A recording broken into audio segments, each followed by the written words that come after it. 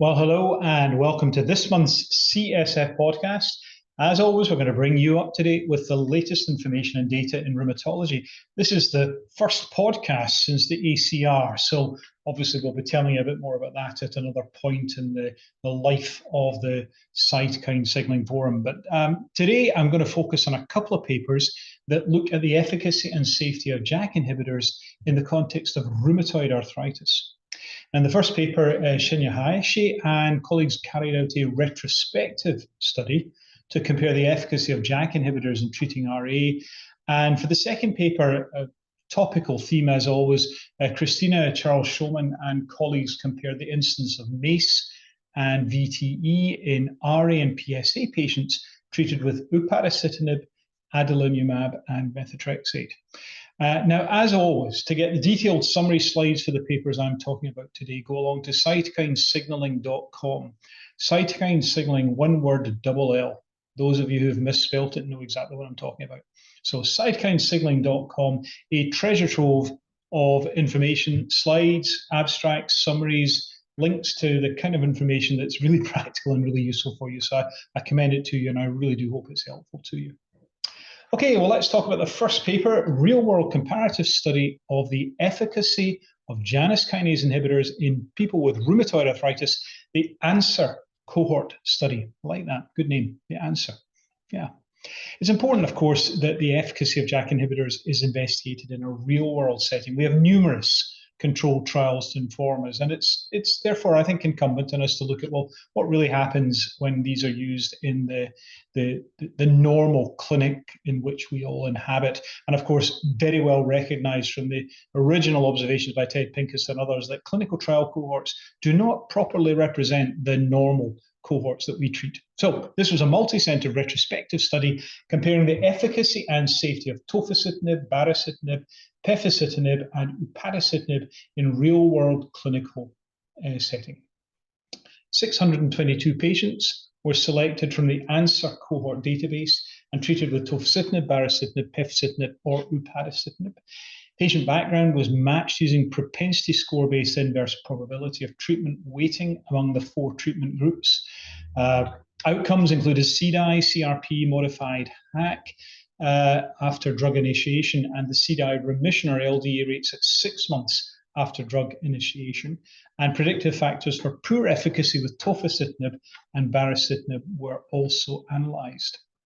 Key results: retention, discontinuation rates up to 6 months after drug initiation were not significantly different amongst the 4 JAK inhibitor treatment groups. Mean CDAI value, CDAI remission rate, and CDAI LDA rate at 6 months after drug initiation were not significantly different between treatment groups. Got some odds ratios for you for baseline characteristics that were predictive for not achieving CDAI LDA with tofacitinib or baricitinib. Remember, the others were not evaluated in this way. So baseline CDAI odds ratio for tofacitinib 1.09, baricitinib odds ratio 1.07, both met statistical significance.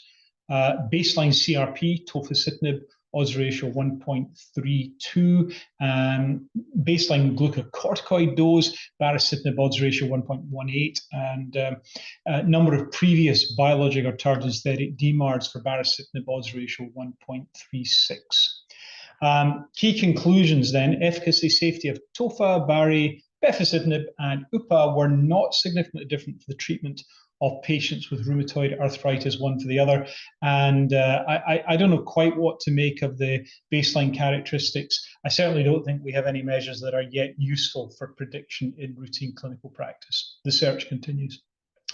Okay, second paper, MACE, major adverse cardiovascular events and venous thromboembolic events across upadacitinib clinical trial programs in rheumatoid arthritis, psoriatic arthritis, and ankylosing spondylitis.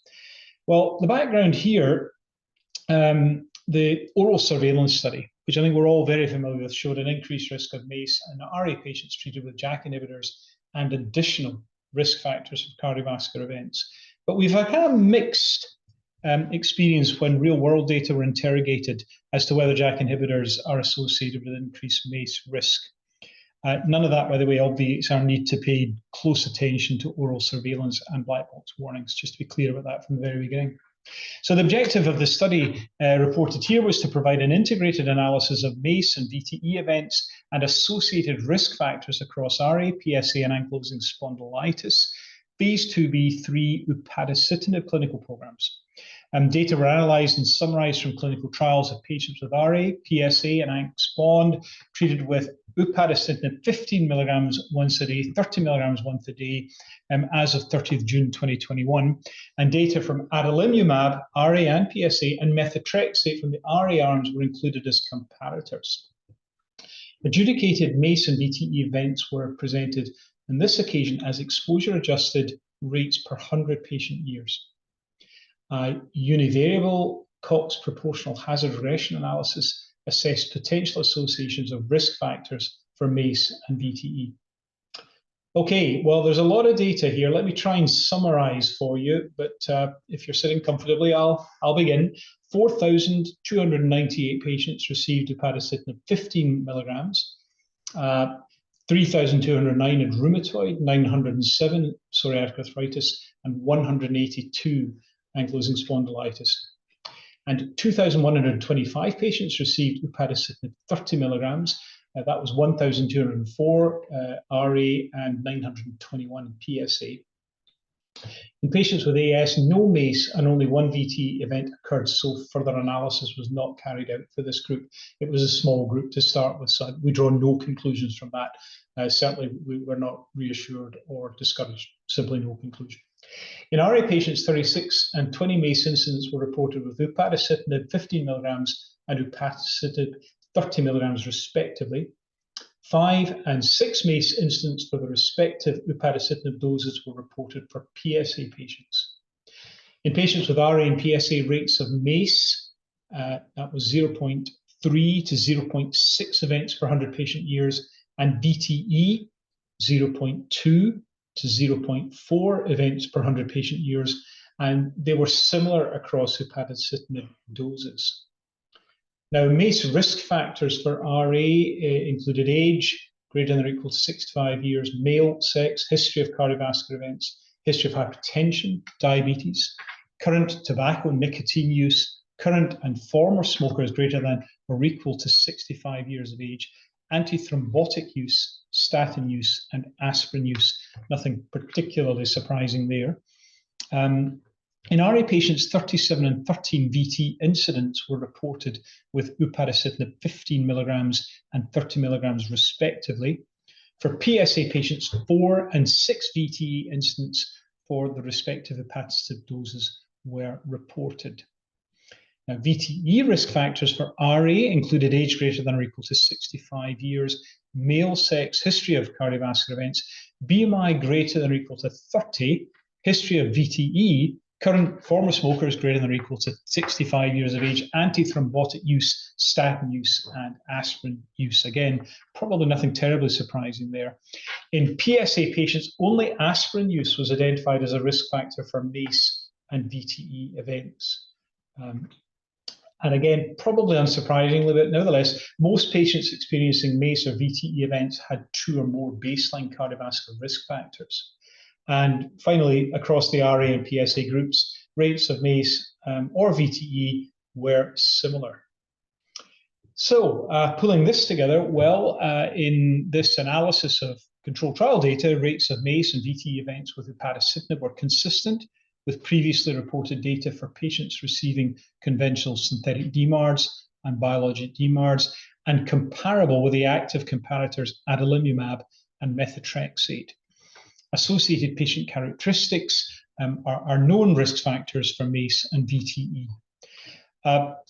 I'm not sure that this will immediately impact our clinical decision-making. We're governed by the regulators and black box warnings and prescribing, but I think we do need to continue to accumulate data, both from further analysis of trial data sets over longer periods of time, and of course in the real world, and we've got examples of both of those in today's podcast. Well, as ever, to view the publications uploaded this month and to access our other podcasts and resources, head across to cytokinesignaling.com. One word, double L, you know what I mean. And as always, thank you for your attention. Don't forget to subscribe to the podcast on iTunes, Spotify, or indeed anywhere you get your podcast media from. And make sure to let us know what you think by leaving a review. It's an absolute pleasure to pass on this information. It's a fascinating literature and it remains a really exciting time in rheumatology. I hope this information is helpful and interesting to you, and I wish you the very best in this holiday season. Thanks ever so much.